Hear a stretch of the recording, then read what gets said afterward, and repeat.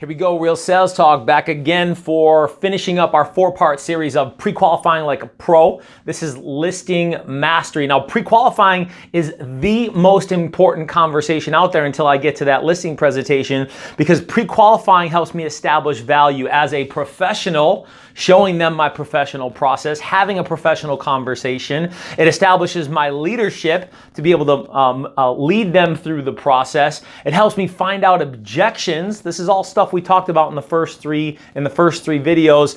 It helps me understand their personality type. It helps me understand their mindset, and all of this gives me advantages so that when I sit down at the listing presentation, I'm that much more prepared, I'm that much more confident to be able to get some paperwork signed. And look, if energy is real and energy is contagious, they're going to be able to feel that comfort, feel that confidence, and be able to confidently move forward in the process. Okay, so let's jump in on the pre-qualifying script itself. You can find this on the Real Sales Talk private Facebook group online, and let's jump right in. So I'm going to go through the script. I'm going to break it down a little bit so you understand some of the mindset and strategy behind the actual skill of delivering it. And so let's jump right in. So before I come out, there's a few questions I need you to ask. Is that okay? If what I make sense and you feel comfortable and confident that I can sell your home, are you planning to list with me when I come out Tuesday at 4?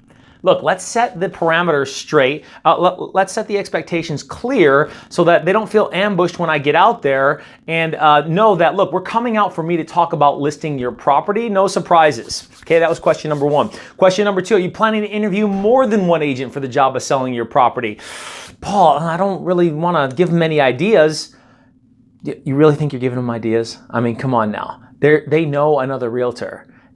Look, you got to be shocked if they don't know another realtor. So if they know another realtor, or at least they're talking to another realtor, I want to know if I have competition. Because at the end of your presentation, they say, well, look, we're going to talk to another realtor, and you're not prepared to handle that objection.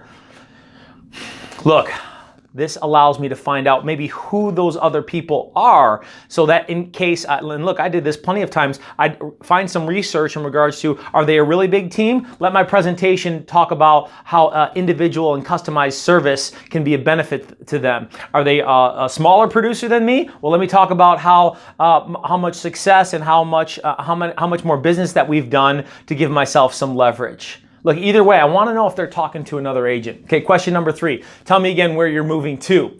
Number 4, how soon do you have to be there? Just to rehash on some information I already might know. Question number 5, when I see you, how much do you want to list your home for? Wait for an answer. As a professional real estate agent, I study home prices every day, so I'll assume that you'll list with me at a price that'll cause the home to sell. Correct? Wait for an answer. Okay, so that first wait for an answer is that usually they'll say, well, I don't know, I'm looking forward to what you have to say, or what do you think? And so when they say that, after you ask how much do you want to list your home for, then that's your response. Well, hey, as a professional agent, I study home prices every day, so I'm going to assume that you'll list at a price that'll cause it to sell, right? And then they'll say, well, I don't want to give it away, so I'm thinking X dollars.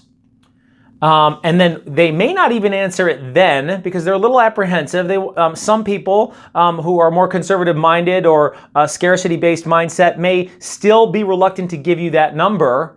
And then you go, so what price won't you go below? Or sometimes I may even have to make an offer. What are you talking about? Well, I'm not sure. I really want to see what you have to say. Okay, well, just out of curiosity, if I had an offer for $350,000 cash today, are you going to consider it?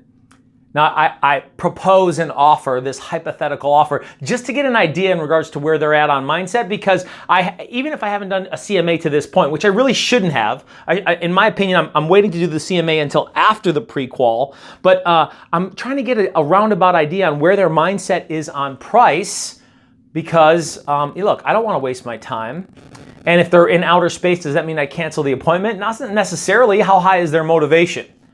What's really going on with their answers to some of these other questions before I just cut the conversation short and decide not to go out because they're $50,000 off or whatever. Okay, question number 6 says, how much you owe on the property. Now, I always preface this question with, look, I want to make sure that you understand clearly how much money you can put in your pocket at the close of escrow. And to do that, I'm going to drop a net sheet so you can see all the numbers. Is that okay to give to you? 100% of the time they say yes. And I say, great. So to do that, how much do you owe on the property? And then they tell me. Okay, question number 7. Have you ever thought about selling yourself? That's another one we get pushback on with some of you. Well, I don't want to give them any ideas. Stop it. You're not giving them any ideas. I want to know if they're thinking about for sale by owner so that I'm prepared at the listing presentation and be able to handle that conversation more comfortably. I need to get comfortable in the uncomfortable conversations. He who is most versatile wins. And when you can be comfortable in uncomfortable conversations, that's where you get paid the big bucks. Okay, will you describe your home for me? Now, some of you might skip over this one, but hold up. This one helps me if I haven't further understood their personality type to really clearly understand personality type, because they'll say, well, look, when you see here, when you get here, you'll see the property. It's awesome. High D. They go into this huge, long conversation explaining every detail in 5 or 10 minutes talking about how beautiful their home is. High I, expressive personality. They talk about how much they really want people to appreciate it and how great of a time that they've had there. High S, amiable type personality. Or look, they talk about the details and the blueprints and the analytics and the numbers. High C personality. Now that doesn't necessarily change exactly how my listing presentation goes, but I should be using different choice of words for different personality types at the listing presentation, and maybe focus on certain aspects of the value of my service and of how I'm communicating to make sure I'm aligning with that personality type. Number 11 tells me that.